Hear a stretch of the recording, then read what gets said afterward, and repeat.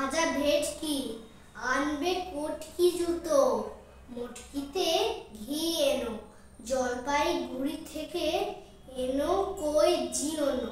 চাঁদনিতে পাওয়া যাবে বোয়ালের পেটকি, চিনে বাজারের থেকে এনো তো করম চা।